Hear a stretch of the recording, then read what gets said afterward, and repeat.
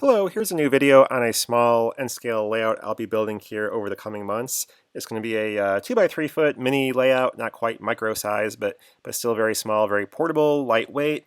I plan to have it be as durable as I can build it in terms of scenery materials and everything else. I do want to have it, look very, very nice for display in an office or a home setting. I'll have stained hardwood for the exterior, fascia, and so forth. And again, simple, reliable controls is the idea. Here's an overview of what it will at least look like in general terms. There'll be two levels. There'll be an upper level loop for just like a passenger tram, and lower level will be, or we'll provide some switching and so forth. It'll be twice wide on the lower level.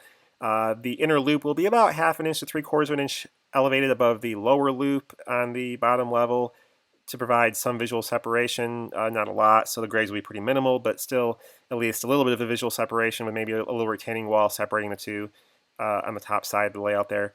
The track is all going to be Kato Unitrack, which is very, very durable and reliable, which is sort of the idea for this type of small layout, to have it withstand a lot of abuse. The curves will be 8.5 inch radius at the minimum on the lower level.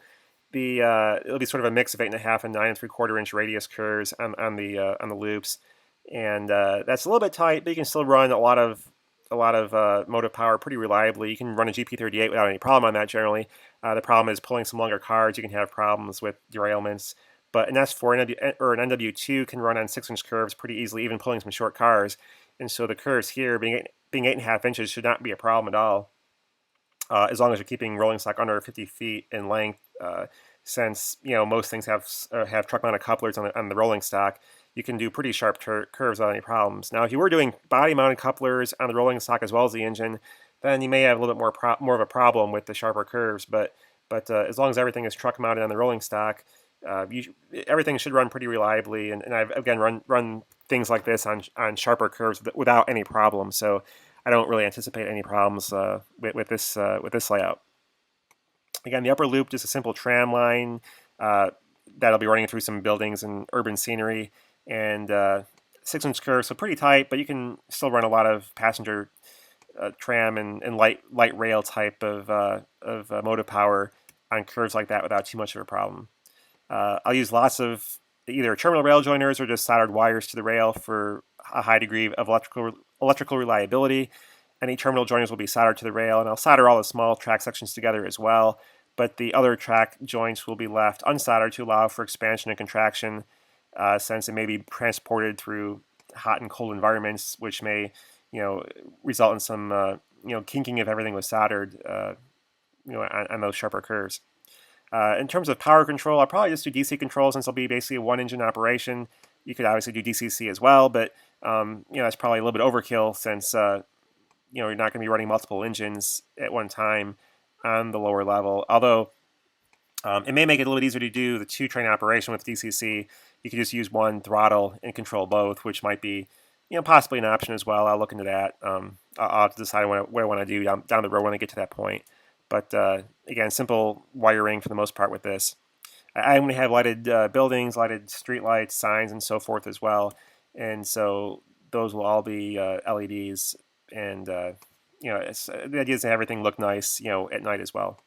The Kato track will all be weathered and ballasted. I'll have the ties painted and the rail painted, and everything will be ballasted and weathered, so it does look much more like standard flex track and not the Kato track, but still retain the durability and an overall structural soundness of the Kato track that can withstand a lot of abuse, more so than a lot of flex track can. But you could obviously, it's just something that you wanted to build and it wasn't going to be moved around a lot. Using flex track would obviously be, probably it would look a little bit nicer at least, and that certainly is an option to do. In terms of scenery material, I'll be using static grass and other high grade materials like that. Trees will I like to use super trees, but again, trying to keep things durable, I'll probably do more wireframe tree armatures and so forth. So if they get hit with a hand, they'll get bent and not really broken, and they'll last longer in terms of not becoming brittle and so forth with time. The structure, the layout will be all insulation foam board, and there'll be some plaster here and there, but for the most part, it'll just be foam insulation board with some styrene used for retaining walls and portals and things like that. And for the most part, though, everything will be foam to keep everything very lightweight. The exterior, though, will be hardwood that'll be stained and so forth, and will be some wood supports and so forth underneath it. But by and large, mostly all foam to keep the weight down. Total cost, I'm guessing around $750 for everything if it was actually purchased new. I'll be reusing a lot of materials from other projects, and so my actual outlay on this won't be that high. But if you were to include the actual value of all the rolling stock and the motive power and so forth, and everything that'll be on the layout, I'm guessing it'll be somewhere in that ballpark. But again, since I haven't actually built it yet, I can't say for sure if it will come in that ballpark or not. Here's a listing of all the track for the lower level. Again, all the Kato track sections that I'll be using, and you can use that if you want to build something similar. Here's the upper level track list for that short little loop. Obviously, you can use different pieces and come up with a slightly different oval or whatever for that section, but that's the list that I have, or that I'll be using at least for this layout. So anyway, thanks for watching. I'll be posting more videos shortly as construction progresses. I've already made some progress on the layout. I just haven't gotten around to doing all the compilation of the video segments and so forth, but I'll probably have some of those up here in the next week or so. And anyway, thanks for watching. Bye.